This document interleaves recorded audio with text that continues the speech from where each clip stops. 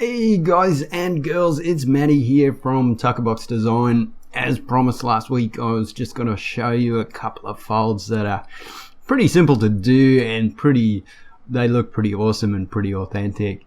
I'm going to try to explain how I do it, but it's probably best just to follow along there.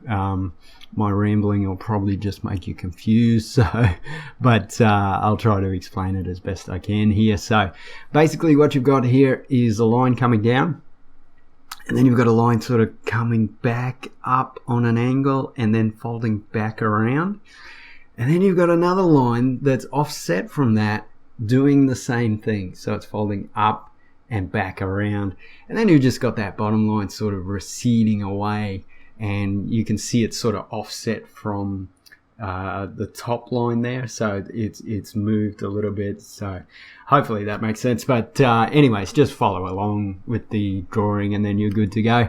So here in this second drawing, I'm just sort of representing that this particular fold, once you get it down, you can do it any size you want. So this one here is just basically showing it's a bigger fold.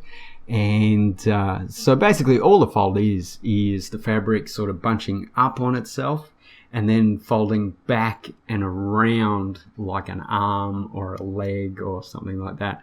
Really good fold to practice, and if you're going to practice just one, I'd say probably practice that one, because it looks pretty cool, pretty authentic too. And then you're good to go after that. So this particular drawing here, I just wanted to represent something that it's a good idea to draw something that there's just a bunch of folds in. So you can see here this girl's shirt is just way too big and very baggy, but it gives you a good opportunity to practice those folds.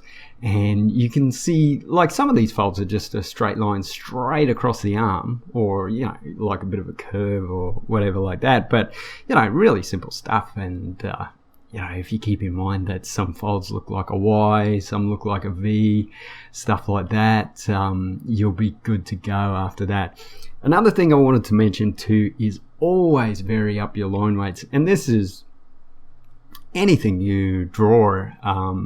It's a good idea to keep that in mind. Vary up your line weights, and then you'll get something that's so visually appealing. It's pretty awesome. So what we've got here is and that's another good thing to keep in mind too with the folds. You always want to vary them up a little bit. So if you draw one fold, the next fold you do, you want to be thinking, okay, how can I vary that a little bit and make it look a little bit different from the last fold I did. So yeah, you can see here, where the fabric's bunching up. This bottom arrow here, I've just got lines sort of straight across, and I've got those V's in and stuff like that. The top one there, you can see up in the corner there, I've got that little leaf shape. So that's a good one to keep in mind, and will really help your drawings out. So this one here, I just drew an arm and just wanted to give you a few tips. Hopefully they help you out. So this first fold here is basically the fold that sort of turns back on itself. That's that first fold I showed you at the beginning of the tutorial here.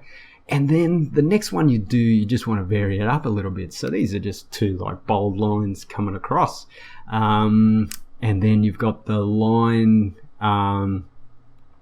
this here, it's good to remember so if you've got fold lines going creased outwards here, so I've sort of written out here and you can see them creased out. It's a good idea. It's not a hard and fast rule, but it's a good thing to do, is just put folds on the other side of the arm or whatever it is that are just folding in a little bit. So that'll help you out. That'll make things look nice and authentic and that sort of stuff. But as I say, with this sort of stuff, there's no hard and fast rules. So you can see here I've got a bit of a Z going there. Chuck that one in, and then I've got a Y and I've got a U. So that varies things up a bit and makes it look a bit more appealing visually. So that's always something good to keep in mind. And then up top there, I guess it's underneath an armpit or something like that. So we've got few creases in there and stuff like that. But you will find if you just look at people and their clothes and stuff like that, you'll start to get, there's typical places where clothes sort of bunch up a little bit and things like that. And then after that, you can just go for it. You just put those folds in. This next drawing I've done here, just in the bottom right hand corner, is just basically showing you different folds and different ways you can represent things. So this first one is just a line. It's going straight across the fabric, and then the horizontal line that sort of connects to it, I just put it a little bit above, just to show that the fabric has bunched up a little bit. And on the top side of that, you've got like just those crease marks, those zigzag sort of lines, and you're good to go after that. And then you've got basically just so basically it's just a zigzag line, and then you've got those V's attached to it. So I represented that one in my last tutorial, but you can see here how to do it, and it's really, really easy, so it's pretty cool. And then after that, I'll just chuck in a couple of bold lines just to vary things up a bit. And here, this one here, I've put in a leaf. That leaf shape. This is an awesome fold to remember. Maybe I made a mistake saying that first fold I drew is the best one to remember, because this one here is probably the best one to remember. That little leaf shape is pretty good, but that other one's pretty important too. It's pretty cool. So here I got a bit random. I just did a bump and a couple of fairly thick lines and chucked them in there, and you can see I'm varying up the line weights there just to make it look a bit more appealing. I really hope you got something out of this tutorial. This is part 2 of my folds tutorial or tutorials, and then after that I'm hoping if you watch all 3 tutorials, you're going to be laughing after that.